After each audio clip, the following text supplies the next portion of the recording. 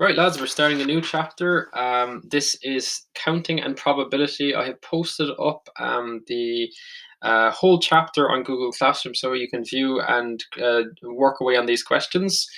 Today is going to work a little bit differently to our normal maths class, and that's because we are looking at an awful lot of theory here first on counting and probability. Now, you covered an awful lot of this last year, so what we're going to do is basically a recap, and I'm going to be assigning a multiple choice question worksheet to you that you're going to answer based on all of this. So counting and probability, I'm just going to zoom in there so we can see nicely what's going on. So last year you would have encountered the fundamental principle of counting. So hopefully this is fresh in your minds. I'm actually going to start on the next page here. I'm looking here at these terms. Have your book in front of you, have a pen in front of you, and we're going to be writing a few notes here that we're going to add here to our book. So the first word we need to know here, it states, is a trial. And they say a trial is the act of doing an experiment in probability. When I look at these definitions, I say, geez, what a mouthful. But if we can explain it in real terms, then that's the best way to approach it. So let's think of it. A trial is the act of doing an experiment in probability. Now, when you're doing an experiment, you're basically doing a test of a hypothesis. You're testing your educated guess. And says the trial is the act of doing that. So really, what they're talking about here is they're talking about the act of throwing a die, or throwing, we'll say, turning a spinner, or flipping a coin. All of that is considered to be a trial. Okay, a trial could be something like that, or it could be something like, for example, a trial might be that you are choosing, you know, different options on a menu. Okay, that could be a trial as well. You're doing an experiment in probability. Okay, so for example, let's go back to the simplest ones to understand. Like, for example, the word the die. Okay, so if you throw a die, there's a possibility there of getting a 1, 2, 3, 4, 5, or 6.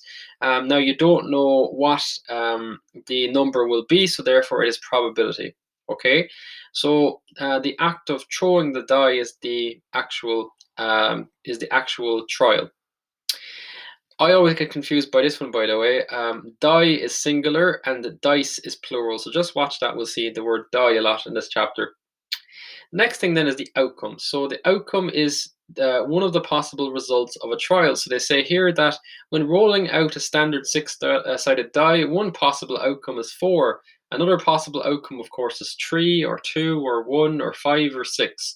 So it's just one of those possible outcomes. We'll be looking at an example in a minute, and the trial is the act of choosing, for example, something on a menu. And one of the outcomes would be, for example, the type of option that you picked. So it could be like I chose ice cream as my option on the menu. So that would be considered an outcome based on you're picking something on a menu. So going to those two words, what do I want you to underline and write in? So I would like you to underline that this is the act of doing. Okay, it's the act of doing, underline that, and write down example, flipping a coin. So just have a second example for yourself there. The second thing then is this is one of the possible results. So the outcome is one of the possible results, and write down e.g. Getting a heads on a coin. Okay. Now we're going to skip down to this one here. The set or list of all possible outcomes in a trial is called a sample space. I think that's a pretty easy one to remember. The sample space. So like, for example, if we're talking about numbers 1, 2, 3, 4, 5, and 6, they are obviously on a fair-sided die are the only options that you can get. In terms of flipping a coin, you should know that the sample space is heads or tails. If I was flipping a spinner, and often there's only colors for that, instead of numbers, we might have red, yellow, and blue if there was red, yellow, and blue on the spinner. So therefore, the sample space would be red, yellow, blue. So again, you can just underline there the list of all possible outcomes. The next one then is an event is the occurrence of one or more specific outcomes.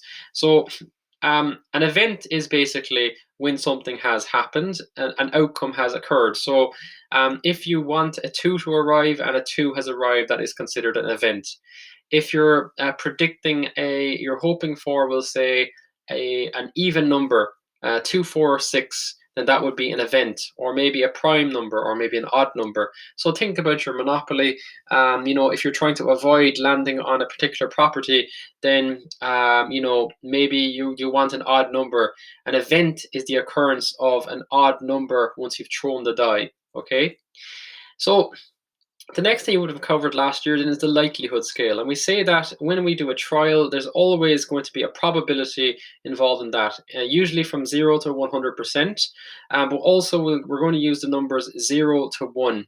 Okay, and this comes here from the likelihood scale. We call it the likelihood scale here. So some events are always going to be impossible. So the event, remember, is the occurrence of a specific outcome.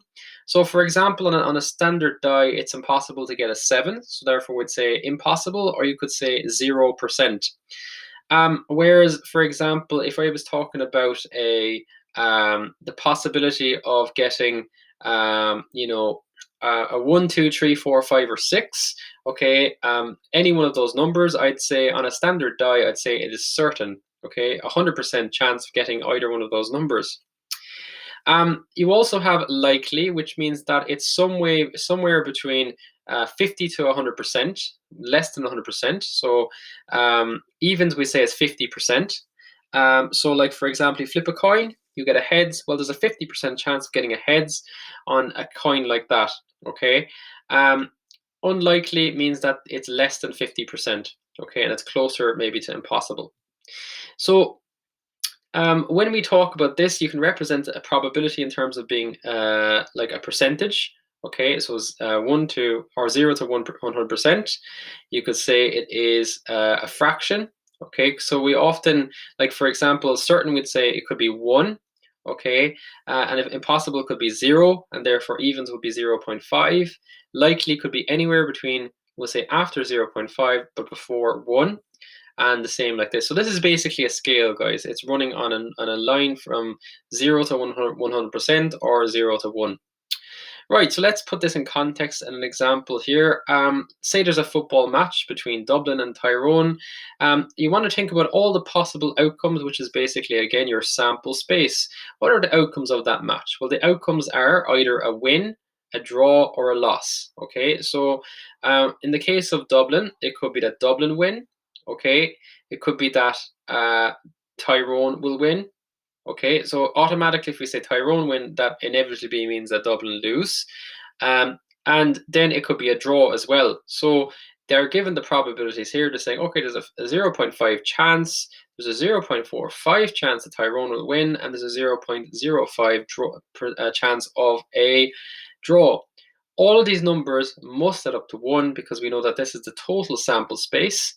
If Dublin win, it implies that Tyrone will lose. If Tyrone win, it implies that Dublin will lose. And if there's a draw, well, there's a draw. Okay, but it always must add up to 1 when we're talking about probability. The same for flipping a coin. Okay, so if you flip a coin, well, what's the chances? There's a chance, the sample space, in other words, is the heads. So there's a 50%.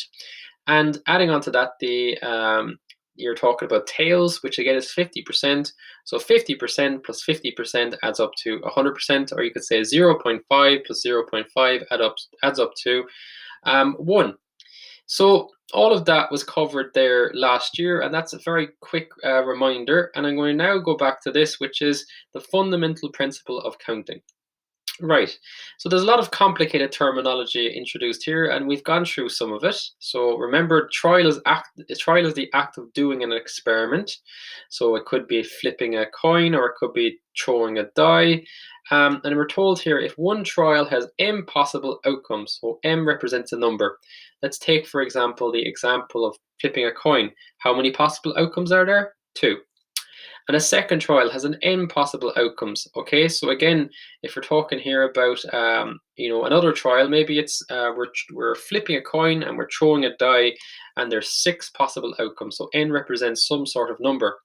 Then if we want to figure out the total possible outcomes, what we do is we multiply m by n. So if I was doing an experiment, say for example, and I was rolling a die and flipping a coin, and I want to figure out what's the total possible outcomes, I would take the first one, which is the flipping the coin, two possible outcomes.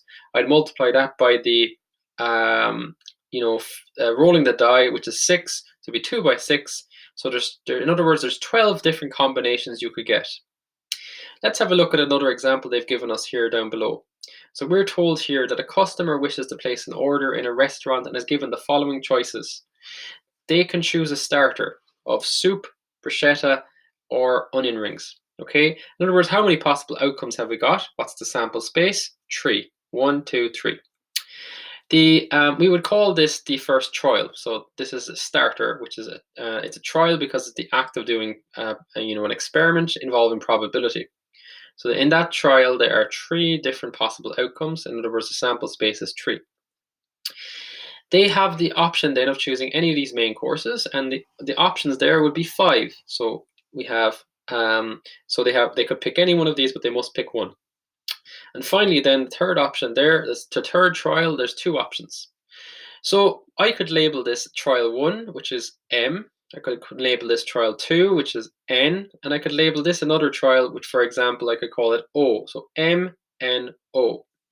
What do? I multiply the numbers, the M, N by O, to figure out the total possible outcomes for a person.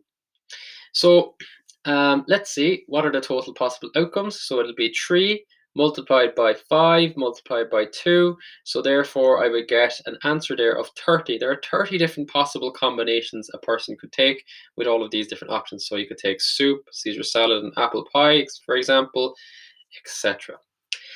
So why is probability? Why is it? I suppose good to know this. Well, it's obviously much quicker for people to figure out the total possibilities there if you work it out that way. If you work it out using this formula, m times n, and you can multiply again by another trial, like for example O, it's obviously much quicker. Okay. So if I wanted to figure out things like that, the different 3-course meals that could be ordered, it's very useful to know that formula.